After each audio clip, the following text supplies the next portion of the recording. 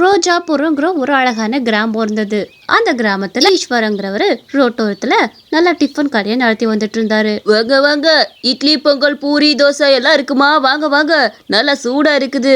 இந்த ஈஸ்வரனோட கைப்பக்குவம் ரொம்ப நல்லா இருக்கும். வாங்க. என்னங்கய்யா, என்ன சாப்பிட்றீங்க? இட்லி பொங்கல் பூரி தோசை எல்லாம் இருக்கு. என்ன வேணும்னு சொல்லுங்க, வச்சு கொடுக்குறேன். அடா, என்ன ஈஸ்வரா இப்படி கேட்டுக்கிட்டு இருக்கிற? எல்லாத்துலேயும் கொஞ்சம் கொஞ்சம் தானே சாப்பிடுவேன். ஒரு இட்லி மற்றது எல்லாத்துலேயும் கொஞ்சம் கொஞ்சம் வச்சு கொடு. ஆமாம், இன்னைக்கு என்ன 6 மணிக்கெல்லாம் கடையை ஆரம்பிச்சிட்ட? எப்போ ஒரு 7 மணி போல தானே ஈஸ்வரா கடையை ஆரம்பிப்ப? ஐயா, இப்போ இருந்து ஒரு 10 மணிக்குள்ளே பார்த்துக்கிட்டா தானே, அதுக்குள்ளே சம்பாரிச்சாதான் இன்னும் நைட்டு தான் நான் வர முடியும். அதுக்காக தான் கொஞ்சம் சீக்கிரமாகவே ஆரம்பிச்சிடலான்னு ஆரம்பித்தேன். சரி, இந்தாங்க. இந்தா ஈஸ்வரா, பணம் எல்லாம் சேர்த்து 50 ரூபா தானே? இந்தா. சரி, நான் நைட்டு வரேன். மறக்காமல் நைட்டு கொஞ்சம் இதே மாதிரி சீக்கிரமாக கடையை போடு. தம்பி, மினி டிஃபன் 50 ரூபாப்பா, கொடுக்கவா? ஏன் முழிச்சுக்கிட்டே நின்றுக்கிட்டு இருக்கிற? காசு எதுவும் இல்லையா? என்னே, 50 ரூபானா எனக்கு வேணாண்ணே. எங்ககிட்ட இருக்கிறதே வெறும் 25 ரூபா. அதுக்குள்ளே ஏதாவது இருந்தால் கொடுங்க. ஆளுக்கு 25 ரூபா 25 ரூபாய்க்கு இல்லைன்னா கொடுங்கண்ணே. மற்றபடி 50 ரூபாய்க்கு எங்ககிட்ட சுத்தமாக காசு இல்லையே. நாங்களே பள்ளிக்கூடத்துக்கு போகிறவங்க, அதனால பார்த்து போட்டு கொடுக்குறீங்களா? அதுக்கு என்ன, தாராளமாக உங்களுக்கு 25 ரூபாய்க்குள்ளே தரேன். இந்தாங்க, சாப்பிடுங்க. என்ன, எல்லாத்துலேயுமே கொஞ்சம் கொஞ்சம் வைக்கிறேன். ரொம்ப நன்றிங்கண்ணே. வேறு கடையாக இருந்தால் அடித்து விரட்டி விட்ருவாங்க. நீங்கள் தரேன்னு சொல்லி கொடுக்குறீங்க பார்த்தீங்களா? உங்கள் நல்ல மனசை நான் பாராட்டுறேன். பாராட்டுறதுக்கெல்லாம் வயசு இல்லை, இருந்தாலும் சொல்கிறேன். இப்படி ஈஸ்வரனோட கடை ரொம்ப ரொம்ப நல்லா போயிட்டு இருந்தது. ஈஸ்வரன் இந்த கிராமத்துக்கு புதுசா குடி வந்தவர்.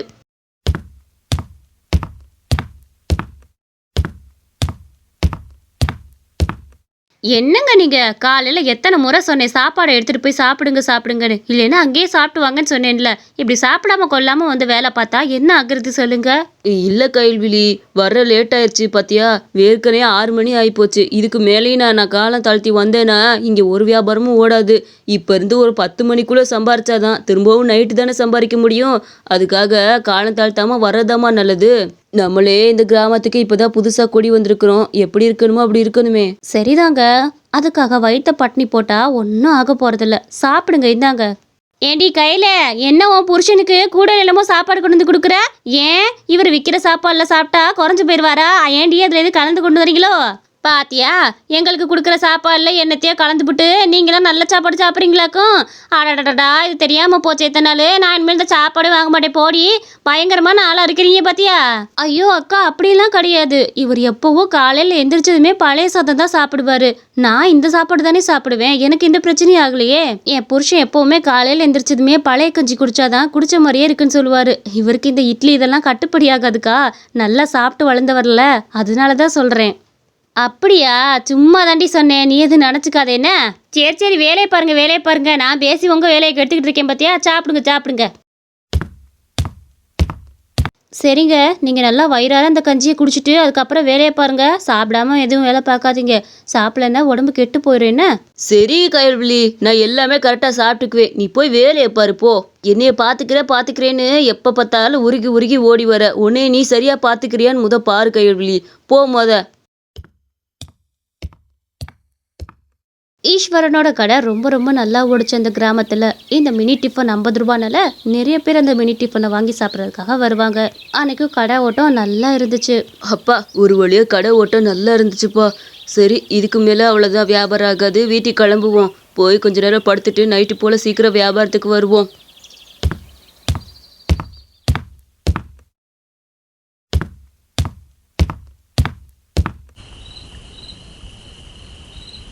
அடடா, மழை பெய்யுற மாதிரி இருக்கே. சரியா இவர் வியாபாரம் ஆரம்பிக்கும் போது மழை பெய்யுது பாரு.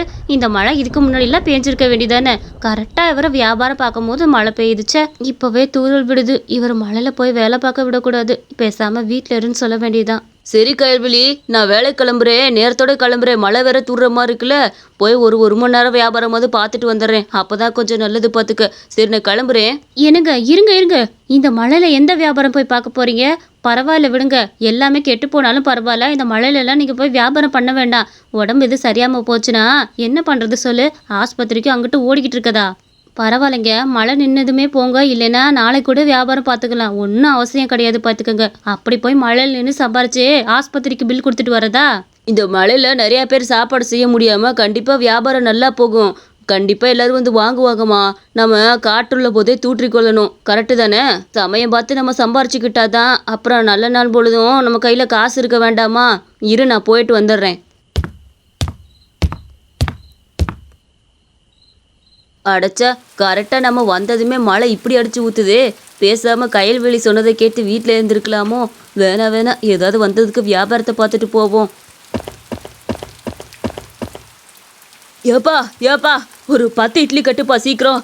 ஐயோப்பா, மழையில ஓடி வந்து சீக்கிரம் 10 இட்லி கட்டுப்பா. இந்த இருங்கண்ணே, கட்டிடுறேன். ஏன் இந்த மழையில இப்படி ஓடி வரீங்க? எங்கேயாச்சும் வலிக்கு விழுந்துட போறீங்க, கொஞ்சம் நிதானமா நில்லுங்க. என்னப்பா பண்ண முடியும்? சீக்கிரம் நீயே இட்லி கடையை பூட்டிடுவேன்ட்டு தான் பயந்துக்கிட்டே ஓடி வந்தேன். வீட்டுக்கு 5 பேர் திடீர்னு வந்து விட்டாங்க. அதில் சாப்பாடுறதுக்கு ஒன்றும் கிடையாது, அதனால தான் வாங்கிறதுக்கோசரம் வந்தேன். பார்த்துக்க, சீக்கிரம் 10 இட்லி கட்டு. இந்தாங்கண்ணே, அவ்வளோதான், கட்டியாச்சு. இந்தாங்க, வாங்கிட்டு போங்க. ஐயோ, மழை இப்படி அடிச்சு ஊத்துதே. இவர் சொல்ற பேச்சே கேட்க மாட்டாரு. இந்த மழையில நினைச்சுக்கிட்டு வேலை பார்த்துட்டு இருக்காரு. இதுக்கு மேல சும்மா விடக்கூடாது. போய் நம்ம எப்படியாச்சும் கூப்பிட்டுட்டு வந்துடுவோம்.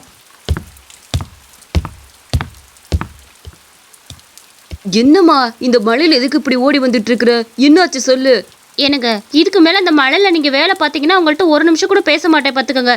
தயவு செஞ்சு நான் சொல்றது கேட்டு வீட்டுக்கு கிளம்புங்க. இந்த மழை இப்படி பேஞ்சிட்டு இருக்கு, இதுல நின்று வேலை பார்க்கணுமா? அப்புறம் என்னங்க உங்களுக்கு காசு முக்கியம்? முதல்ல நான் சொல்ற பேச்சை கேட்டு கிளம்புங்க, இல்லைன்னா பேசவே மாட்டேன் பார்த்துக்கோங்க. சரி கயல்விழி, பொறு. கடையை எடுத்து வைக்க வேணாமா? எடுத்து வச்சுட்டு தானே கிளம்ப முடியும். சரி தள்ளு, சீக்கிரம் எடுத்து வச்சிடுறேன்.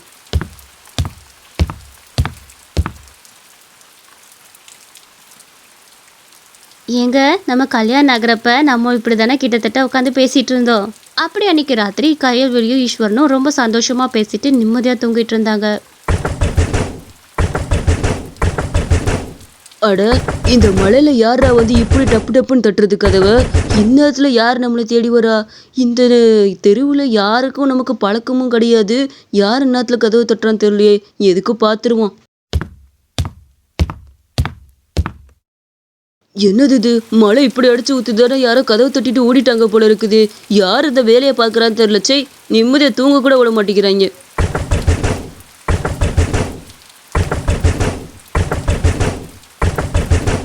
எனக்கு என்ன இது? எல்லாம் வீட்டை சுத்தி டம்முன்னு சவுண்டு கேக்குது. என்னது இது? என்ன ஆச்சுன்னு தெரியலையே.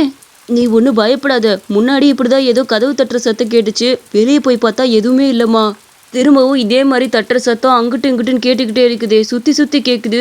யார் இந்த வேலையை பண்ணுறாங்கன்னு தெரியல. இதுக்கு வெளியே போய் பார்க்குறேன்.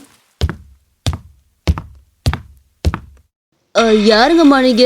இந்த மழையில வந்துட்டு ஏன் இப்படி கதவு தட்டுறீங்க டம்முன்னு? முன்னாடி நீங்க தான் தட்டுனீங்களா? முன்னாடி நான் வந்து பார்த்தப்ப யாரும் இல்லையே இங்க. ஆமாங்க கண்ணு, நான் தான் தட்டினேன். இந்த மழை குளிர்ல கூட உங்ககிட்ட நல்லா விசாரிச்சுட்டு போகலான்றதுக்காக தான் வந்தேன். உங்களோட ரோட்டோர கடை நல்லா போகுதா? அதுக்கு என்னம்மா, நாங்க இந்த கிராமத்துக்கு புதுசா குடி வந்தாலுமே எங்க கடை ரொம்ப அருமையா ஓடுது. இதை விசாரிக்க எதுக்கு இந்நேரத்துல மழையில வந்திருக்கீங்க? ஆமா, உங்க பேர் என்ன? வீட்டுக்குள்ள வந்து மழை நின்னதுக்கு அப்புறம் கூட போங்க, வாங்க. இருக்கட்டும்மா, என் பேர் பொன்னம்மா. உங்ககிட்ட எதுக்கும் நல்லா விசாரிச்சுட்டு போலான்றதுக்காக தான் வந்தேன். நான் கிளம்புறேன். என்ன, கொஞ்சம் கடையை பார்த்து நடத்துங்க.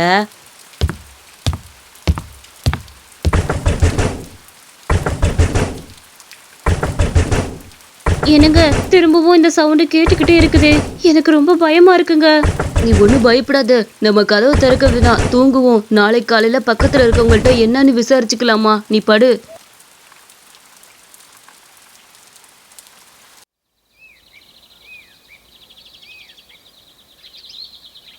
என்னங்க, நம்ம செல்லம்மா பாட்டி இந்த சைடு தானே நடந்து போவாங்க.